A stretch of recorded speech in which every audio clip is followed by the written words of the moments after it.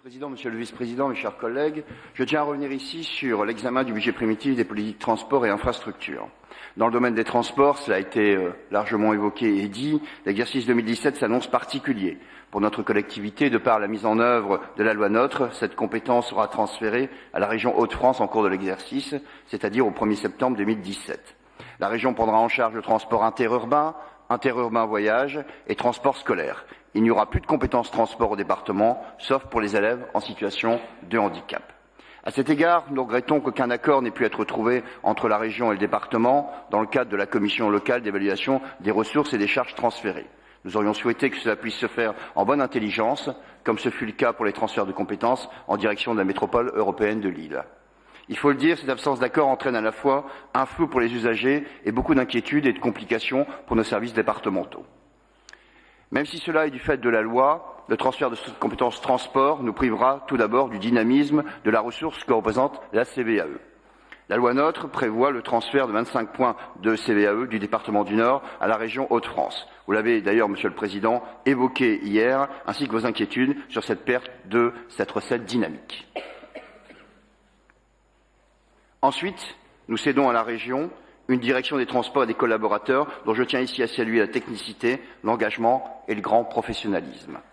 Pour autant, nous regrettons, sur ce budget, dès septembre 2016, la suppression de 550 courses sur le réseau Arc-en-Ciel, la réduction de la périodicité de 137 courses et enfin la fusion de 42 autres, qui ont eu des impacts certains, particulièrement en milieu rural. Si pour nous l'optimisation du réseau n'est pas un gros mot, nous regrettons, encore une fois, la seule logique comptable qui a présidé à ces décisions. Dans le domaine des transports, permettez-moi de continuer à dénoncer la fin de la gratuité des transports scolaires pour les collégiens en zone urbaine. Ce désengagement, initié en septembre dernier, impacte non seulement le portefeuille des familles, mais interroge sur l'égalité de traitement que nous voulons avoir sur le territoire départemental. Alors qu'en sera-t-il du devenir de la gratuité pour les collégiens en zone rurale? C'est la question importante lorsque cette compétence sera transférée à la région Hauts-de-France. Avez-vous obtenu, Monsieur le Président, des garanties de la part de votre collègue, vice-président de la région Transport, Monsieur Darmanin? Dans le domaine des infrastructures, nous constatons avec satisfaction que le devenir du port départemental de Gravelines-Grand-Fort-Philippe est enfin stabilisé, après plus d'un an de tergiversation. Le dragage annuel de la passe d'accès est programmé, ce qui satisfera les usagers, ainsi que mon collègue Bertrand Hingot, particulièrement mobilisé sur cette question. On pourra regretter cependant que le bassin Vauban et le Chenal doivent attendre. Valoriser la plaisance, c'est également développer le tourisme et donc l'attractivité du Nord. Satisfecit également pour l'apuration des contentieux financiers avec les autorités organisatrices de transport que l'on retrouve effectivement sur ce budget. Néanmoins, je voudrais dire que nous sommes particulièrement étonnés par la baisse du niveau d'investissement. Certes, la majorité poursuit les projets structurants engagés sous le précédent mandat, tels que le contournement nord de Valenciennes ou le contournement de Le Cateau.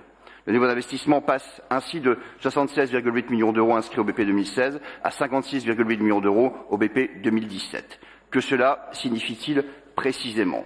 D'une part, l'abandon de tout nouveau projet structurant en matière de voirie, à l'image de l'abandon du projet d'aménagement en site propre d'une voie de bus sur la 23 entre Heurchy et Villeneuve-d'Ascq. Les besoins sont pourtant cruciaux pour faciliter la mobilité des nordistes sur cet axe congestionné et pour faire face aux défis de la pollution atmosphérique. D'autre part, également des inquiétudes puisque évidemment, il y a les 800 km de voirie transférés à la MEL, mais on retrouve sur le renouvellement de revêtement des chaussées départementales, ainsi que sur le budget des ouvrages d'art, une baisse à la fois de 10 et de 20%. Une baisse de ces budgets d'investissement qui va de pair avec la fragilisation des ressources internes en ingénierie. Sur ce point, nous considérons en effet que la réorganisation de l'administration départementale affecte profondément les capacités actuelles et futures du département à mener des investissements en propre sur notre territoire. Vous l'aurez compris, Monsieur le Président, mes chers collègues, le groupe SRC est particulièrement inquiet sur la trajectoire de ce budget transport et infrastructure. Merci.